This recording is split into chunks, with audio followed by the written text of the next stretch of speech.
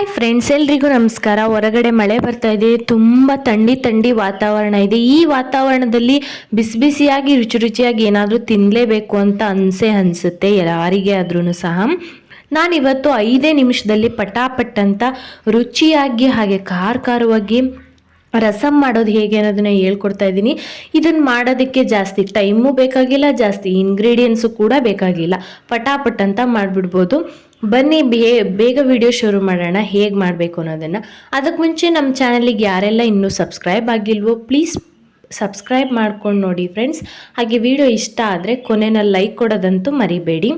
ಈಗ ಮೊದಲನೇದಾಗಿ ನಾನು ರಸಮ್ ಮಾಡೋದಕ್ಕೆ ರುಬ್ಬೋದಕ್ಕೆ 2 ಟೊಮೊಟೊ, 2 ಹಸಿಮೆಣಸಿನಕಾಯಿ, ಹಾಗೆ ಸ್ವಲ್ಪ ಕೊತ್ತಂಬರಿ ಸೊಪ್ಪು, 1 ಎಸ್ಳು ಬೆಳ್ಳುಳ್ಳಿ, ಆಮೇಲೆ 2 ಒಣಮೆಣ್ಸಿಕಾಯಿ, ಸ್ವಲ್ಪ ಮೆಣಸಿನಕಾಳು, ಜೀರಿಗೆ ಇಷ್ಟನ್ನು ಹಾಕಿ ತರಿಯಾಗಿ ರುಬ್ಕೊಂಡಿದ್ದೀನಿ ನೋಡಿ. ಇಷ್ಟು ರುಬ್ಕೊಂಡ್ರೆ ಸಾಕು. ಈಗ ಒಗ್ಗರಣೆ ಮಾಡ್ಕೊಳ್ಳೋಣ. ಒಂದು ಬಾಣಲಿಗೆ 4 ಟೇಬಲ್ ಸ್ಪೂನಷ್ಟು ಎಣ್ಣೆನ ಹಾಕ್ಕೋತಾ ಇದ್ದೀನಿ. ಎಣ್ಣೆ ಕಾದ ನಂತರ ನೀವು ಇದಕ್ಕೆ ಒಗ್ಗರಣೆ ಮಾಡ್ಕೊಳ್ಳೋಣ. ಒಗ್ಗರಣೆಗೆ 1 ಟೀ ಸ್ಪೂನಷ್ಟು ಸಾಸಿವೆನ ಹಾಕ್ಕೊಂಡಿದ್ದೀನಿ. ಸಾಸಿವೆ ಎಲ್ಲ ಚಟಪಟ ಅಂತ ಸಿಡಿದ್ಮೇಲೆ 1 ಒಣಮೆಣ್ಸಿಕಾಯಿನ ಹಾಕ್ಕೊತಾ ಇದ್ದೀನಿ. ಖಾರವಾಗಿದ್ದರೆ ರಸಮ್ಮು ತುಂಬ ಚೆನ್ನಾಗಿರುತ್ತೆ. ಈಗ ಬೆಳ್ಳುಳ್ಳಿ ಮತ್ತು ಕರಿಬೇವು ಸೊಪ್ಪನ್ನ ಹಾಕ್ಕೊಂಡು ಸ್ವಲ್ಪ ಫ್ರೈ ಮಾಡ್ಕೊತಾ ಇದ್ದೀನಿ. ಬೆಳ್ಳುಳ್ಳಿ ಎಲ್ಲ ಸ್ವಲ್ಪ ಸಾಫ್ಟ್ ಆಗೋವರೆಗೂ ಫ್ರೈ ಮಾಡ್ಕೊಳ್ಳಿ. ಕ್ರಿಸ್ಪಿ ಥರ ಹಾಕಬೇಕು, ಆವಾಗ ಚೆನ್ನಾಗಿರುತ್ತೆ ರಸಮ್ಮಿಗೆ.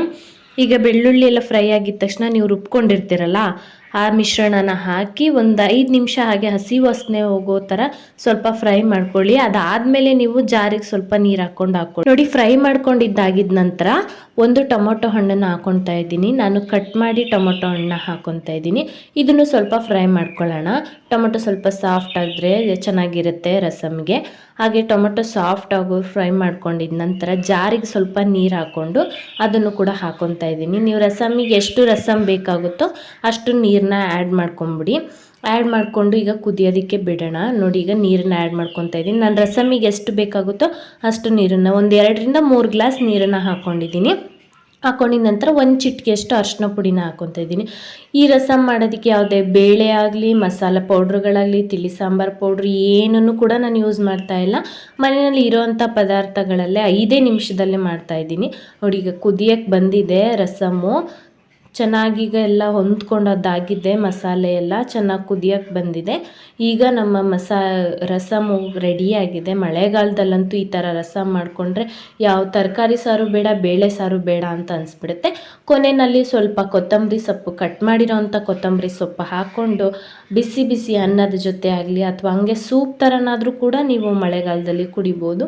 ಈಗ ಬಿಸಿ ಬಿಸಿಯಾದ ರಸಮ್ ರೆಡಿ. ಈ ರೀತಿ ಮಾಡ್ಕೊಂಡು ಕುಡಿಯೋದ್ರಿಂದಾಗಲಿ ಅಥವಾ ಅನ್ನದ ಜೊತೆಗೆ ತಿನ್ನೋದ್ರಿಂದಾಗಲಿ ಯಾವುದೇ ಶೀತ, ಜ್ವರ, ಕೆಮ್ಮು ಕೂಡ ಬರೋದಿಲ್ಲ. ಈ ರೀತಿಯಾದ ಹೊಸ ರೆಸಿಪಿಗಳಿಗೋಸ್ಕರ ದಯವಿಟ್ಟು ನಮ್ಮ ಚಾನಲ್ನ ಸಬ್ಸ್ಕ್ರೈಬ್ ಮಾಡಿ ಫ್ರೆಂಡ್ಸ್. ಶೇರ್ ಮಾಡಿ, ಲೈಕ್ ಮಾಡಿ, ಕಮೆಂಟ್ ಮಾಡಿ. Thanks for watching.